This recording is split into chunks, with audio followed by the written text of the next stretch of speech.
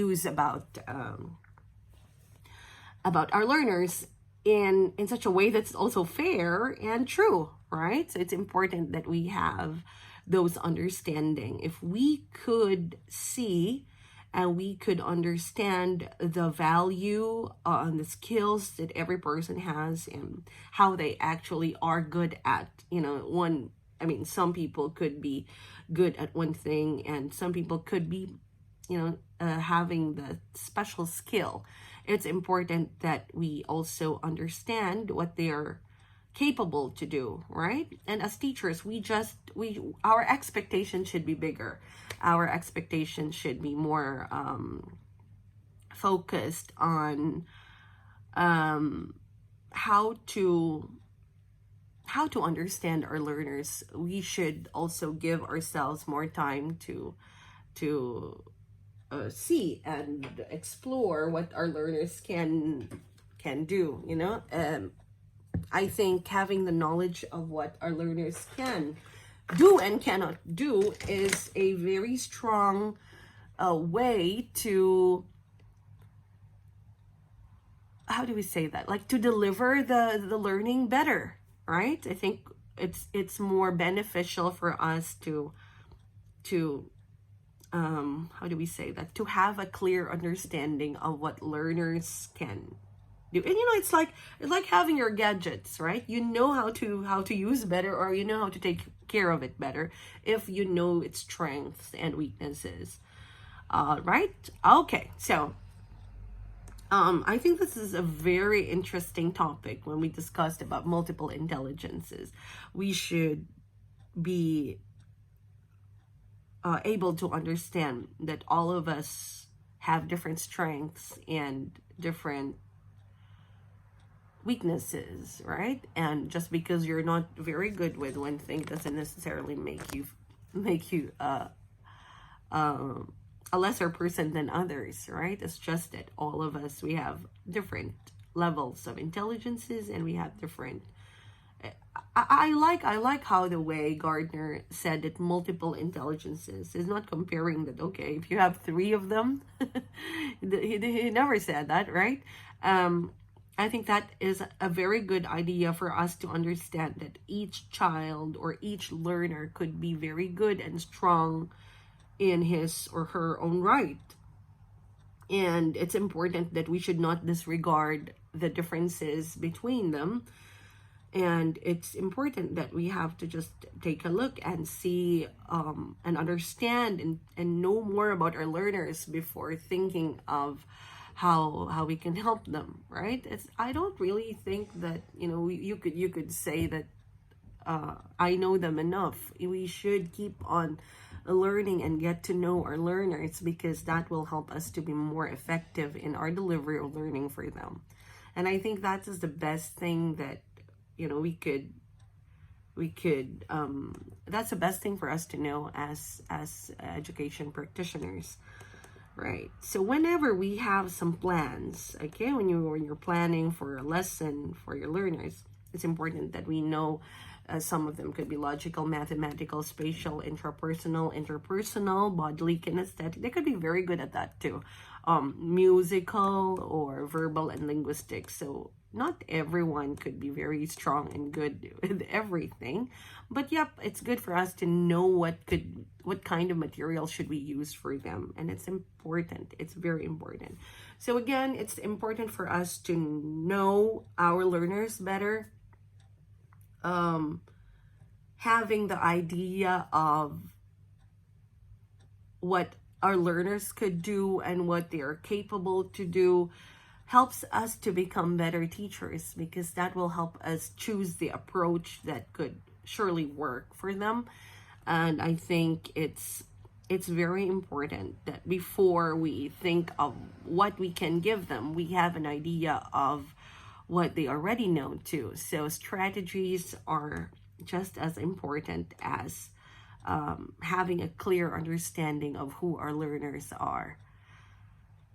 All right, so we also have here a theory, the Theory into Practice website. This is TIP. undated, which gives overviews of many aspects. Okay, so yes, there is this just an idea that multiple intelligence are to be taken seriously. So individuals should be encouraged to use their preferred intelligences in learning. Instructional activities should appeal to different forms of intelligence, and assessment of learning should measure multiple forms of intelligence. This is really nice, right? You know, trying to put the theory into practice. It's not just about theories, I think, but we need to know about theories. It's important that we have a clear understanding of what a theory is. It's important that we have to understand that our instructional activities actually appeal to this different multiple, or it's important that our theories, or it's important that our instructional activities should be appealing to different kinds of intelligences. It's really important that whatever we're offering them will most likely touch the different forms of intelligence of our learners. Okay, right. I think I'm just repeating that. Okay, assessment of learning should measure multiple forms of intelligence. So you do not just assess one aspect. We have to think about where they could really be very good at. And I think that is also something we have to consider. And I think it's really good. It's effective.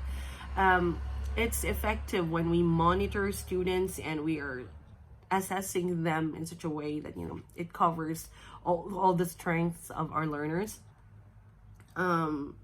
We just don't test them in one aspect, but we are testing them in different aspects that they could really be very good at. And I think that's quality teaching.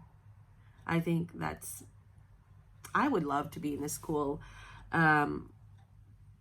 where my teachers would really go and search, know more about my strengths, and see where I can be very good at. I think that's wonderful and amazing. That is something we have to practice then, and how to reach out to our learners, not just reaching out to them physically. I think that's important, and I think this course or this module is helping us to get to that level where we could actually connect more to our learners, and not just delivering them information, but also helping and making sure that all the information we're giving them actually gets into their core, and that makes them think, right? Gets them engaged, and so learning can happen more effectively.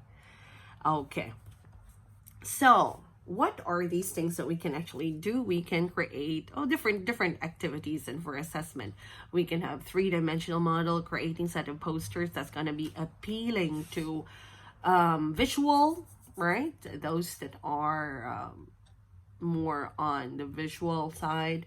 Three-dimensional model, more on kinesthetic side, bodily kinesthetic. They like to move around. They enjoy delivering language presentation. Okay, so filming a short drama, using PowerPoint to present questions and answers, and audio recording a series of radio documentary articles. That's really nice. I think we could appeal, and we could use that as a choice for our learners, and I think that would really be helpful for our learners. Again, as educational practitioners, we don't want to just focus on what our learners can get from us, but we want to focus on how can this thing that we want our learners to get actually get into them, and that it will be more effective to make them think, and that they will continue to think about what they've learned, and thinking about their thinking. Yeah, that's metacognition. All right, so I think it's important for us to also consider so many aspects, and that includes awareness as well. How do we teach them individually? How do we differentiate? And how do we reinforce, right? How do we use rewards? Okay, we've discussed about learning styles, right? We have mode of learnings, right? It's important. Learning styles. We have different learning styles. And all these learning styles could be different. And let me just like move forward to the different kinds of learning styles. So according to Honey Mumford model, which we have discussed last week, we talked about activist, reflectors, theorists, and pragmatists, right? We said that activists are more on learning by doing. Example of that is reading or listening. And we have reflectors, right? They stand back and observe. Are you a reflector kind of person? What kind of learner are you? Are you an activist? Are you a reflector? Are you a theorist? Or are you a pragmatist?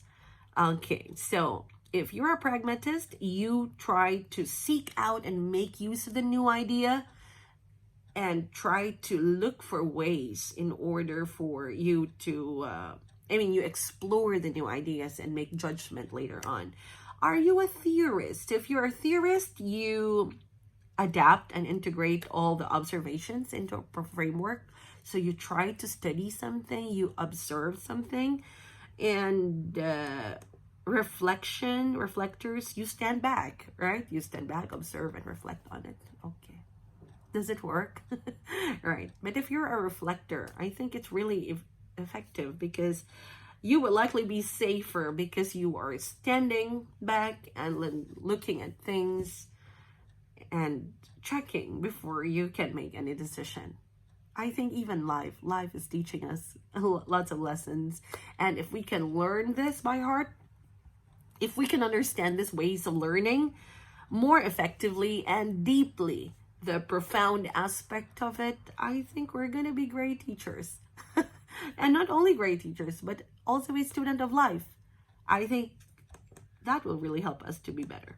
Okay, great. So we have kinesthetic auditory learners and we have the visual learners. Okay, these are the different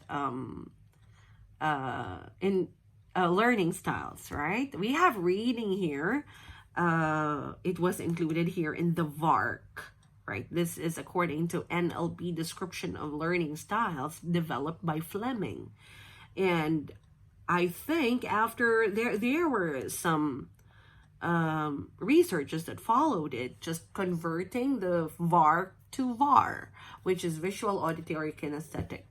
According to Myers-Briggs type indicator system, they came up with this classification of individuals according to their preference on scales derived from the theories of psychological types by Carl Jung. So according to that model, the learners could be either extrovert, introvert, or sensor, intuitors, thinkers, or feelers. They could also be judge and perceivers. All right, so they have different, like all of your learners could be different from each other, but yes, they could be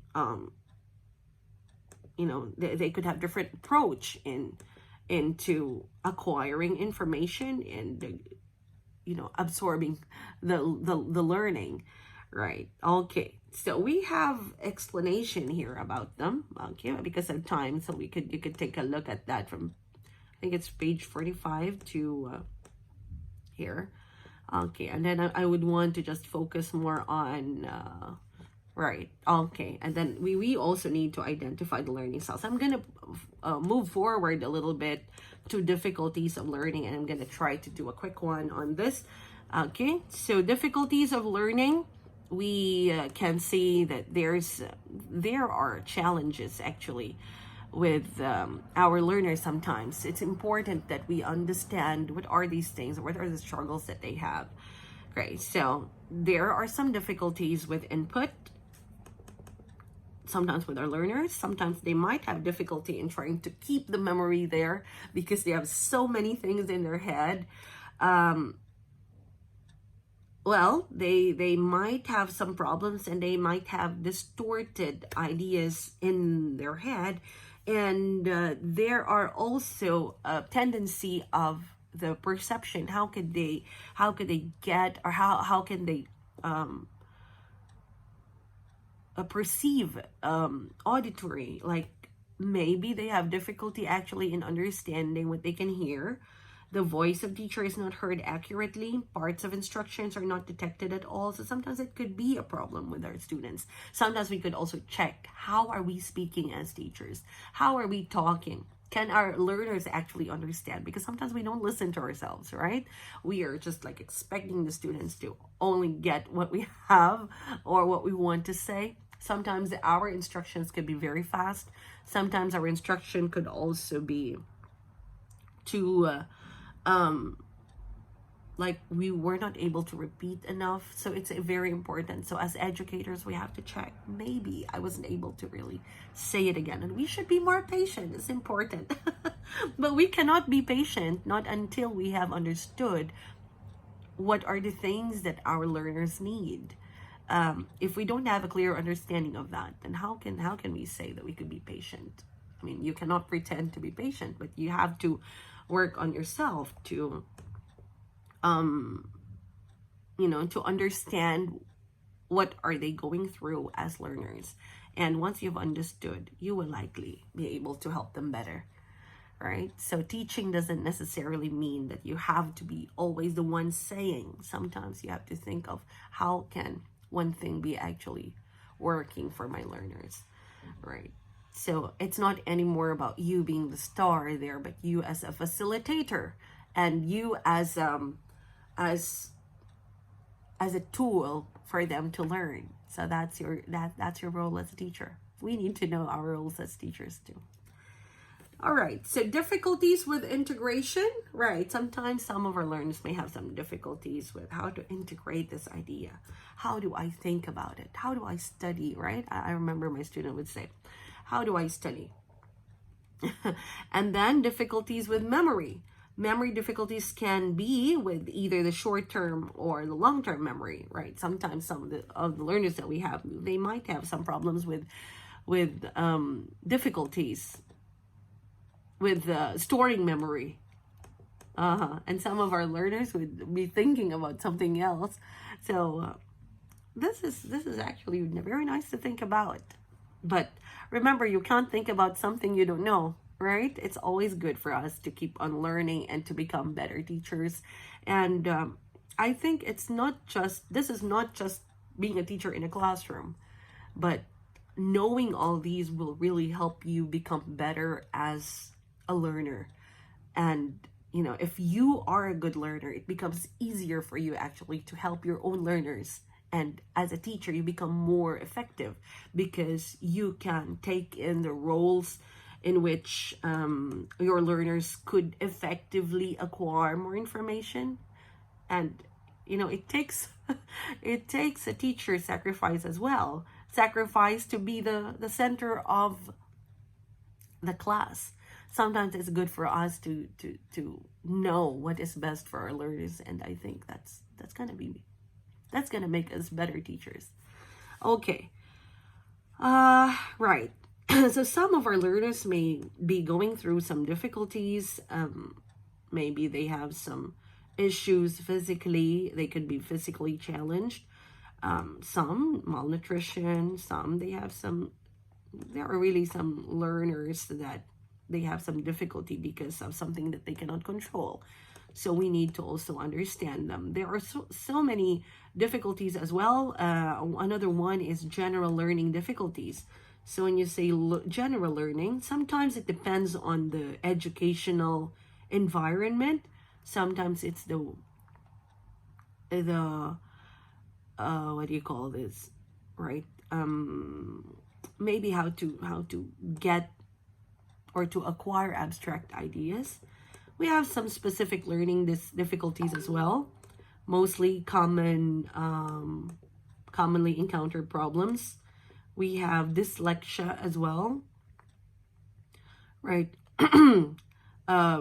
Range of, yeah, well, we have, when we say dyslexia, right, as some of us would want to know, it's like a kind of a disorder, right, where the children, despite conventional classroom experiences, sometimes they they fail to attain the language skills of reading, writing, and spelling. They just cannot,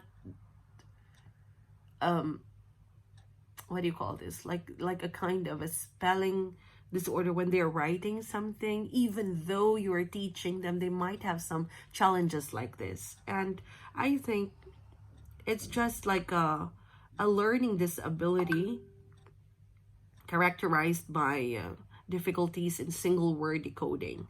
So if your student is having some difficulties in spelling as well, you can't just shout at them. We have to help them out, right? There are some challenges apart from that. We have we have some problems sometimes with literacy, language related skills. And if we have clear understanding of this as well, that will help our learners too. So yeah, dyslexia is one problem that some of our learners may have. And it goes with some difficulties. And how do we know if a child has dyslexia, right? So we have to go into something like maybe we could ask, does the child have history of delayed speech development or general poor articulation? Does the child have problems with visual perception? Do they frequently reverse letters or numbers, right? Sometimes they might have some difficulties as well with memorizing. Does the child have poor or confused lateralization or handedness? Underdeveloped hand and eye preferences? Does the child have weak sequencing skills? Does the child have poor coordination? Does the child have low motivation? Child hyperactive? These are some of the questions that we could also ask. Does a child have low self-esteem and a poor self-image, possibly combined with other secondary emotional problems caused by constant failure in school?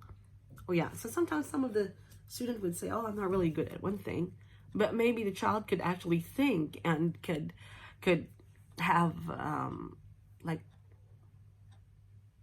could think critically, right? Or maybe the child could be creative.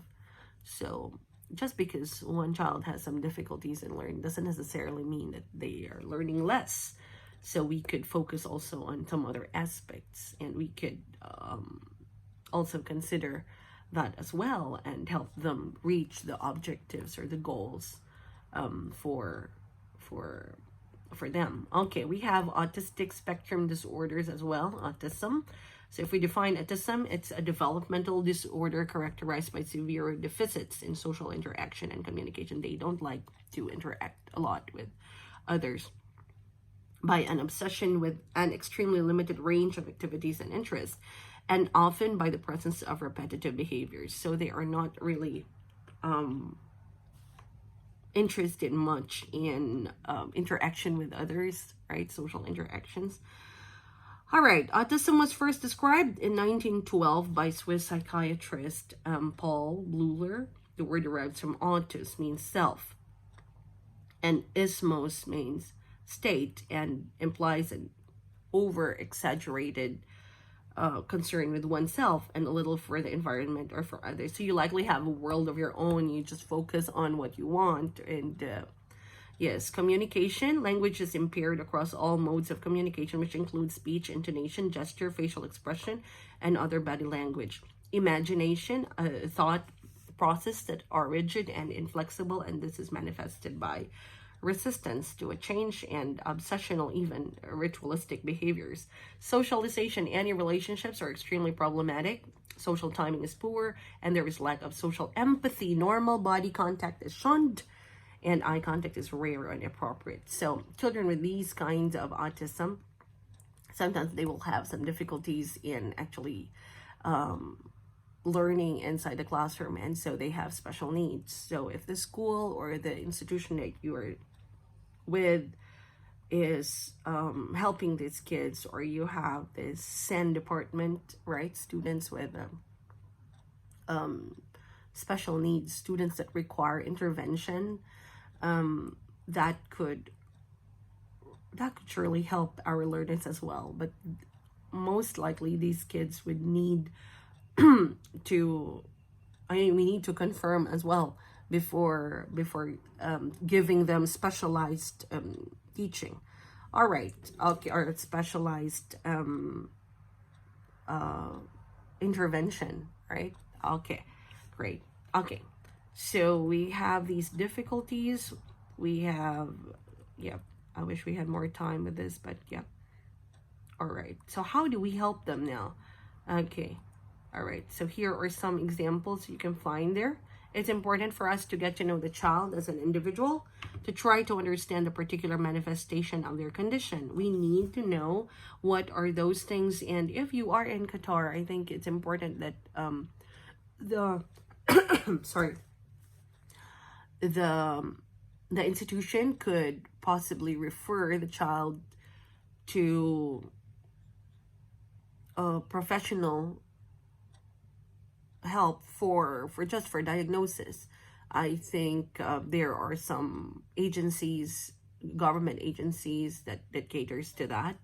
So it could also, I think we could consider as well. I believe that there is something in Sidra that people could avail, and people could ask help from, if you could see. But it depends on the institution and how you manage to respond to that. But I think before responding and before confirming that a child has this difficulties, and before we apply any educational response to them, it's good to confirm, right? So it's important to get to know the child as an individual and see what are the conditions that they're in. And we need to look at the child's strength as well, to teach new skills, attention to detail, for example, give the child an opportunity to explain a situation from their point of view, try to reduce the amount of language we use when giving instructions, keeping instructions clear and simple and direct. Again, then give them time to process information. Speaking, try to avoid idioms. Don't just talk to them and expect them to just think about what you're saying. We always have to have some assessments that can confirm if they have received the information we've sent. All right, we can also give them instructions positively, explain that rather than what should not be done. Just explain and tell them what they should do when speaking, to avoid all right, when we are setting the target, don't set a target that's too high for your learners. That's why it's very important for us to know what are the needs of our learners, and it's important for us to know about our learners and how learning is, so that we could be able to connect more and know best how to act on that. Okay, we need to create opportunities for independence and social interaction, to teach social skills as they do not come naturally. Yep. Even simple things like saying thank you, we have to demonstrate, we have to teach them.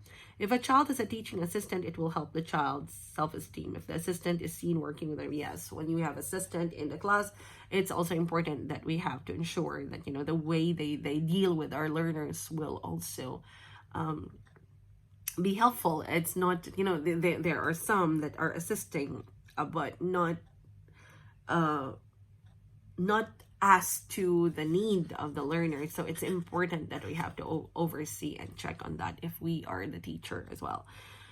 We need to be aware of the usual strategies for calming a child.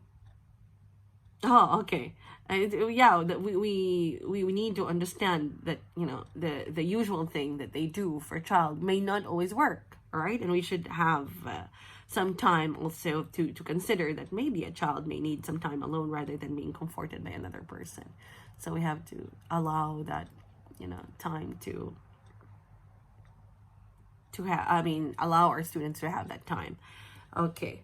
It's important also that our staff is informed. So if you are in the leadership side, it's important that we are all informed, all the teachers that are connected to the student, or whoever those that are that have the student in their class.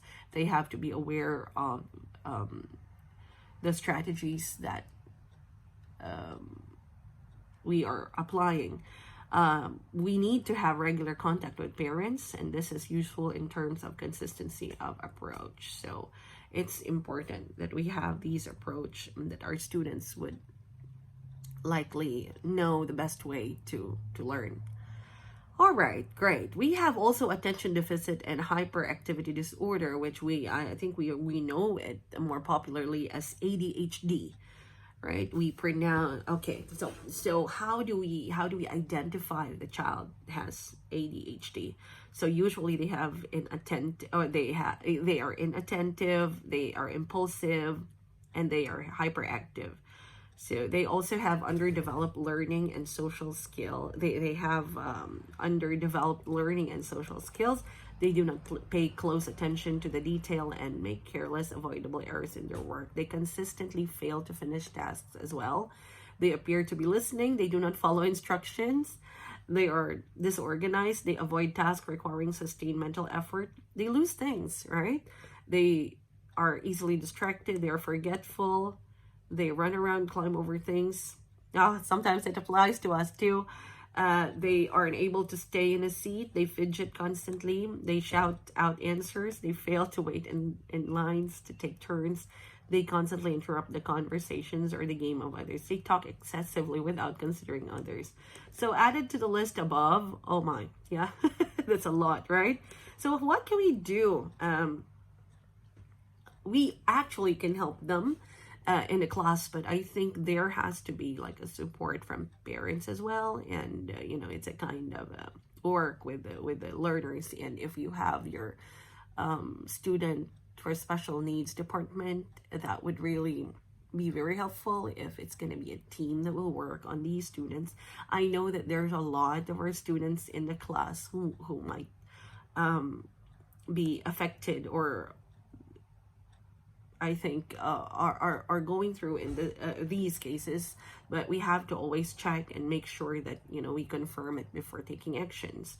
So what could we do, and what can we try if the student was found to be an ADHD student, or an ADHD case? So we have to try to remember that the child's behavior is not intentionally naughty, right? It's not like it's not intentional. We could try not to have this positive expectation. Okay, provide clear and frequently repeated instructions. We need to have regular feedback and praise for them. We can make use of clear and understandable rules. We make sure that our students understand our rules that we have. Provide reminders in the form of lists and sets of instruction that the child can access themselves, either when necessary or when reminded to repeat instructions, possibly in different formats, written, spoken, even visual, and check for understanding, to make clear and deliberate, even over exaggerated eye contact. When you talk to them, eye contact is also a very strong tool to see and to make them understand, right? And when they are happy with you, sometimes they would likely ask. And the funny thing is, like, sometimes they would be asking, your students might ask even the questions that you have been answering multiple times in the classroom. That's okay. We have to keep it open. Okay. Not to be drawn into long explanations of right and wrong in their behavior. Simply tell them what you want in a positive mode, to make clear and deliberate, even over exaggerated eye contact. Yes, we've discussed that. Not to expect them to complete lengthy tasks, especially for homework. Not to provide time away from the classroom if possible when stress levels rise. To work towards making their work enjoyable and avoiding potential boredom, as for all children, and to exhibit consistency, firmness, fairness, and patience. All right. There are also other cases such as Down syndrome, but I think normally it will be more on special needs, and it's usually if there are cases of Down syndrome, like cerebral palsy and pragmatic disorder. I think there are cases that they are not joined in just a typical or a regular class, but they may have, or they may be given a special like a special case, or those with special needs.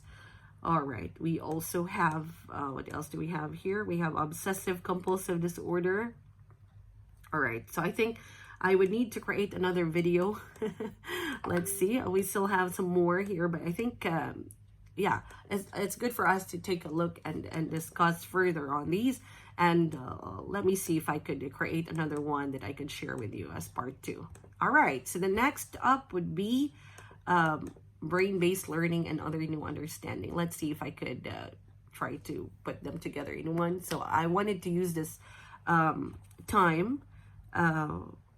Right, okay. So I tried to just, I tried to package everything in such a way that, you know, that most of you who missed the class might be able to connect with us. And I will try my best if we could, you know, if I could try to add more to what we have, although the most important concepts have already been delivered. So let's see, and I'll try my best if I could add more to that, and hopefully that could really help us become better teachers. So the next one is brain-based learning. Let me just quickly have a view with that. So brain-based learning and other new understanding. So it's more on just understanding that, you know, the things that a brain can do. So it's not always about you or what you do for your learners, but that the brain itself is already helping the learners also to create those patterns. And it's just normal, and we could, I think it's good for us to discuss this better, or maybe I could create another video that could help you with that. All right, so let me discuss more on that in another video. All right, so I think the content of the next one would be just brain-based and brain-based. Let me see if I could find it. All right, another one. Whoa, okay, it's quite long. Right, okay, great. And it's really nice if we could take a look at this. Okay, but I think that's the last one we could discuss further, and I think it's going to be a very interesting topic as well. All right, so let's see if we could have more time. I'll do my best. I could give an extra video, even just for 30 minutes, to help you with that. And right, so for now, I think that's the best we can do for the time. And I hope if you're not able to join us the first half of the sessions that we did, I hope that could help you understand better. And let's see, I think just 2 more topics, 2 more points, maybe we could have that in 30 minutes. And let me see if I could create another one for you. All right, so all the best. I think with those ideas, we have about like 6 chapters, and we tried to take a look at the important ones. And I think that's really going to help us to get better as we continue to understand our learners, and that would definitely help us to become better learners as well. And if we become better learners, for sure, we're going to be better teachers. All right, thank you for joining me today. Right, so I think this video will be shared with you, and I hope we'll see you again next time for the next module, next topic, and next videos. All right, so all the best. I'll see you again next time. Goodbye.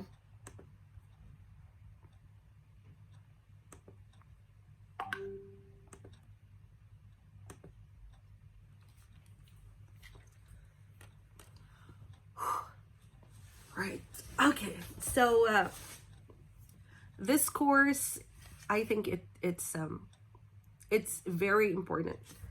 As a teacher, it's very important that we get to know our learners very well. It's good for us to understand why we learn, how we learn, and I think that would really make us better teachers if we become better learners, and if we can understand learning.